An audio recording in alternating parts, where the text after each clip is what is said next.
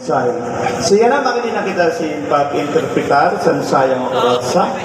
Ansyahan na masayaw si oratsa. Walang iba ko din natin Eroy sa Barangay Honorable Rebecca Kapampangan. Papalisan man sa aton Hermano Mayor, si Sir Jude Javier Espinosa. Oratsa.